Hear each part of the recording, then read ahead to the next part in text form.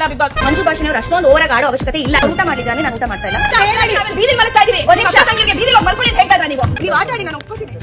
Hi guys, ನಾವು ಈ ಹಿಂದೆನೆ ಹೇಳಿದಂತೆ ಇವತ್ತು ಆಲ್ರೆಡಿ ನಮ್ಮ ಬಿಗ್ ಬಾಸ್ ಮನೆಯ ಮಹಾರಾಣಿ ಅನ್ಸ್ಕೊಂಡಿದ್ದಂತಹ ಅಶ್ವಿನಿ ಗೌಡ ಕಣ್ಣೀರನ್ನ ಇಟ್ಟಾಯ್ತು. ಸೊ ಜೋಡಿ ಹಾಗೂ ಒಂಟಿಗಳ ಟಾಸ್ಕ್ ನಲ್ಲಿ ಜೋಡಿಗಳು ಹೊಡೆದ ಹೊಡೆತಕ್ಕೆ ಒಂಟಿಗಳು ಚೆಲ್ಲಾಪಿಲ್ಲಿ ಆಗಿ ಹೋಗಿದ್ದಾರೆ. ಅಷ್ಟೇ ಅಲ್ಲ, ಮನೆಯಲ್ಲಿ ದೊಡ್ಡ ಜಗಳನೇ ಆಗಿ ಅಶ್ವಿನಿ ಗೌಡ ಕಣ್ಣೀರನ್ನ ಇಟ್ಟಿದ್ದಾರೆ.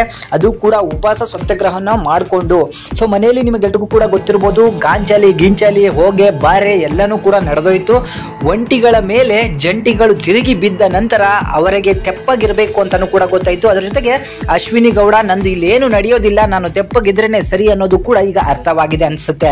ಯಾಕಂತ ಹೇಳಿದ್ರೆ ಬಿಗ್ ಬಾಸ್ ಮನೆಯಲ್ಲಿ ಒಂದು ಟಾಸ್ಕ್ ಅಂತ ಕೊಟ್ಟಾಗ ಒಂಟಿಗಳು ಜಂಟಿಗಳ ಮೇಲೆ ಸವಾರಿಯನ್ನೇ ಮಾಡಿಸಿದ್ರು. ನೀವು ಊಟ ಮಾಡುವಂತಿಲ್ಲ, ನಿದ್ದೆ ಮಾಡುವಂತಿಲ್ಲ, ನೀವು 1 ಗಂಟೆ ಬಿಟ್ಟು ಊಟ ಮಾಡಬೇಕು, ಹಾಗೆ ಹೀಗೆ ಅಂತ ಹಲವಾರು ರೂಲ್ಸ್ ಗಳನ್ನ ಹಾಕಿದ್ರು. ಈ ರೂಲ್ಸ್ ಗಳ ವಿರುದ್ಧವಾಗಿ ಯಾವಾಗ ತಿರುಗು ಬಿದ್ರು ಆಗ ಜಾನ್ವಿ ಮತ್ತು ಅಶ್ವಿನಿ ಗೌಡ ಇಬ್ಬರಿಗೂ ಕೂಡ ಒಂದು ಕಡೆ ಹುರಿ ಹತ್ಕೊಂಡಿತ್ತು. ಆ ಹುರಿ ಈಗ ಸಿಕ್ಕಾಪಟ್ಟೆ ಮುಂದುವರೆದು ಅಶ್ವಿನಿ ಗೌಡ ಸಿಕ್ಕಾಪಟ್ಟೆ ಕಣ್ಣೀರನ್ನ ಹಾಕಿದ್ದಾರೆ.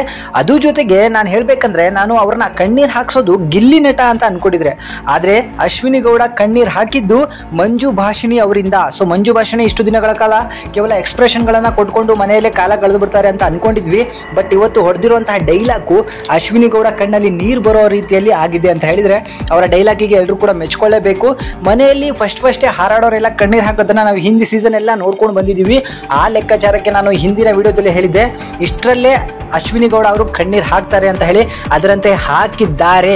ಸೊ ಈ ಒಂದು ವಿಡಿಯೋ ಮುಖಾಂತರ ನಿಮ್ಗೆ ಏನು ಹೇಳಿಕ್ಕೆ ಇಷ್ಟಪಡ್ತೀನಿ ಅಂದ್ರೆ, ಮನೆಯಲ್ಲಿ ಯಾರು ಕೂಡ ಇಲ್ಲಿ ರೂಲ್ ಮಾಡ್ಲಿಕ್ಕೆ ಆಗೋದಿಲ್ಲ. ಎಲ್ಲರೂ ಕೂಡ ಒಂದಲ್ಲ ಒಂದು ದಿನ ತಿರುಗಿ ಬೀಳ್ತಾರೆ. ತಿರುಗಿ ಬೀಳುವಂತೆ ಬಿಗ್ ಬಾಸ್ ಮಾಡೇ ಮಾಡ್ತಾರೆ. ಜಾನ್ವಿ ಮತ್ತೆ ಅಶ್ವಿನಿ ಗೌಡ ಇಬ್ರು ಕೂಡ ಮಾತಾಡುವಂತ ಬರೋದಲ್ಲಿ, ನಿಮ್ಮ ಅಕ್ಕ ತಂಗಿಯರಾಗಿದ್ರೆ ಹೊರಗಡೆ ಮಲಗಿಸ್ತಿದ್ರಾ, ನಿಮ್ಮ ಅಕ್ಕ ತಂಗಿಯರಾಗಿದ್ರೆ ನೀವು ಉಪವಾಸ ಬೀಳಿಸ್ತಿದ್ರಾ ಅಂತ ಹೇಳಿ ಮನೆಯಲ್ಲಿರುವಂತಹ ಹಲವಾರು ಯುವಕರಿಗೆ ಪ್ರಶ್ನೆ ಕೇಳಿದಾಗ ಅವರು ಕೂಡ ತಿರುಗಿ ಬಿದ್ದಿದ್ದಾರೆ. ಜಾನ್ವಿ ಇದನ್ನ ಪರ್ಸನಲ್ ಆಗಿ ತಗೊಂಡು ಅಟ್ಯಾಕ್ ಮಾಡ್ತಿರೋದು ಎಷ್ಟರ ಮಟ್ಟಿಗೆ ಸರಿ ಅಂತ ಹೇಳಿ ಖಂಡಿತ ಗೊತ್ತಿಲ್ಲ.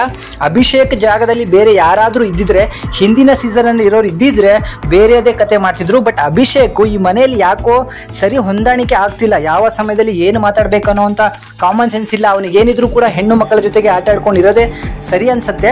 ಸೊ ಜಾನ್ವಿ ಮಾತಾಡ್ತಿರೋ ಮಾತುಗಳಿಗೆ ಕೌಂಟರ್ ಕೊಡಬೇಕು ಅಂತ ಹೇಳಿದ್ರೆ, ನನ್ನ ಪ್ರಕಾರ ಈಗ ಆಲ್ರೆಡಿ ರೀಪ್ಲೇಸ್ಮೆಂಟ್ ಇರೋದ್ರಿಂದ ಜಗದೀಶ್ ಅವ್ರನ್ನ ದಯವಿಟ್ಟು ಮನೆ ಒಳಗೆ ಕಳಿಸ್ಬೇಕು. ಲಾಯರ್ ಜಗದೀಶ್ ಅವರು ಹೋದ ಸೀಸನ್ ಅಲ್ಲಿ ಮಾಡಿದಂತಹ ಎಂಟರ್ಟೈನ್ಮೆಂಟ್ ಇನ್ಯಾರು ಕೂಡ ಮಾಡ್ಲಿಕ್ಕೆ ಸಾಧ್ಯ ಇರಲಿಲ್ಲ.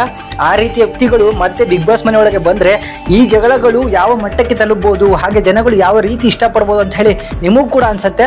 ಬಟ್ ಈ ಜಗಳದ ಬಗ್ಗೆ, ಅಶ್ವಿನಿ ಗೌಡ ಅವರ ಕಣ್ಣೀರಿನ ಬಗ್ಗೆ ನಿಮಗೇನು ಅನ್ಸುತ್ತೆ ಅದನ್ನು ದಯವಿಟ್ಟು ಕಾಮೆಂಟ್ ಮುಖಾಂತರ ನನಗೆ ತಿಳಿಸಿ. Thank you.